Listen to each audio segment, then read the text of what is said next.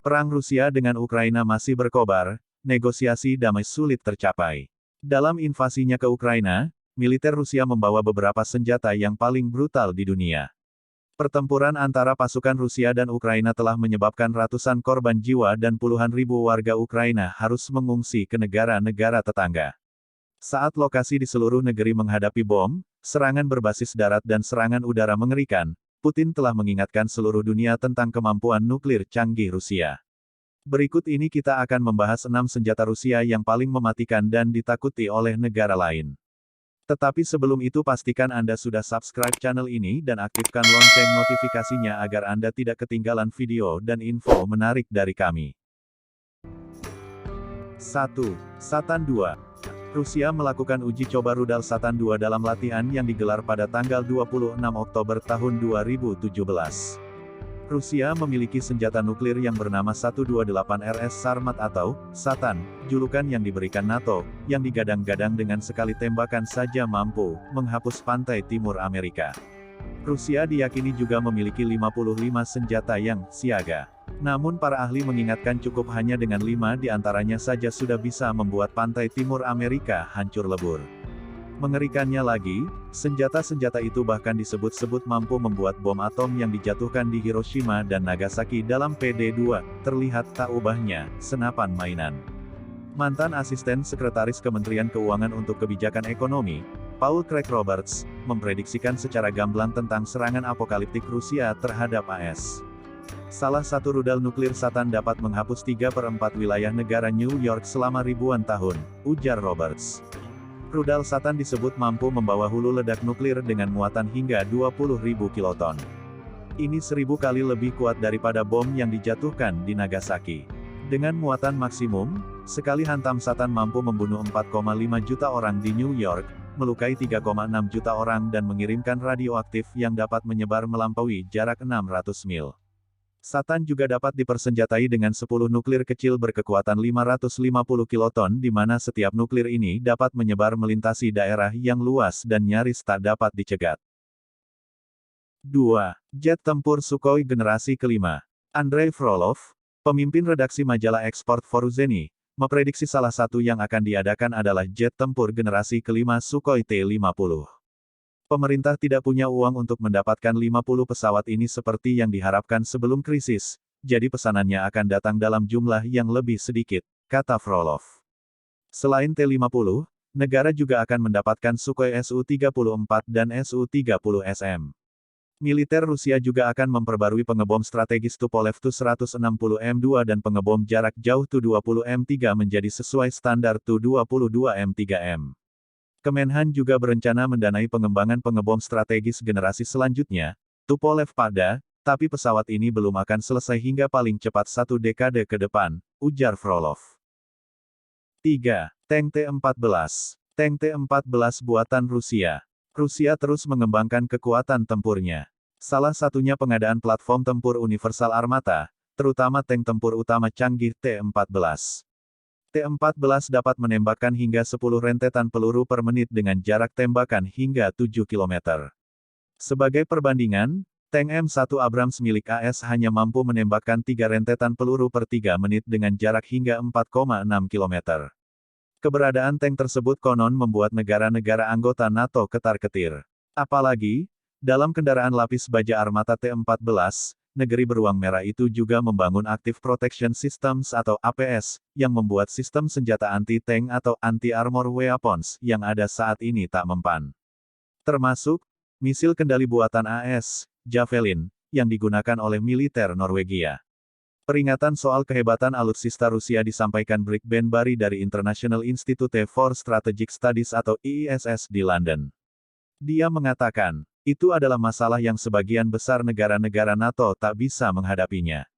Dikutip dari BBC, Rabu tanggal 31 Mei tahun 2017.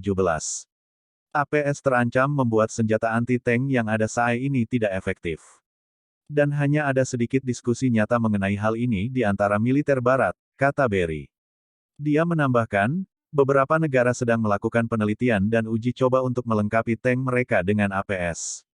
Tapi sepertinya mereka tidak nyaman dengan dampaknya terhadap senjata anti-tank mereka sendiri, katanya. Norwegia adalah salah satu negara NATO yang kali pertama bisa menangkap informasi kemampuan senjata Rusia itu. Norwegia berencana mengeluarkan rencana anggaran pertahanan baru dengan perkiraan biaya 200-350 juta krona atau sekitar 24 dolar hingga 42 juta untuk mengganti rudal Javelin yang telah mereka miliki.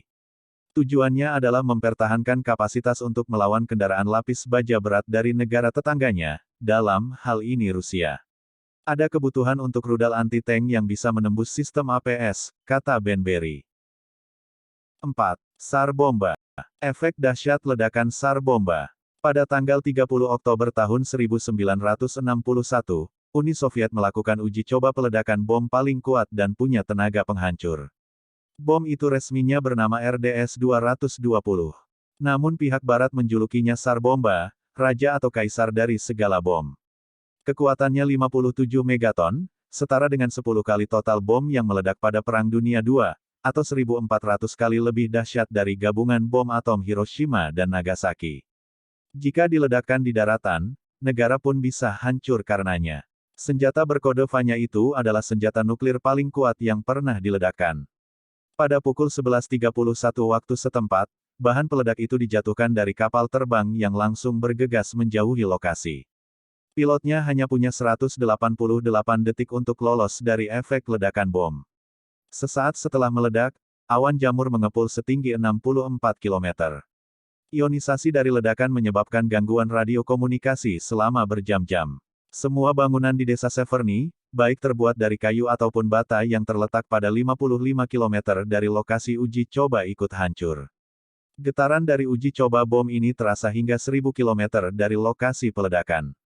Badan Seismologi Swedia mengonfirmasi getaran di wilayah mereka, berasal dari uji coba bom nuklir SAR Bomba.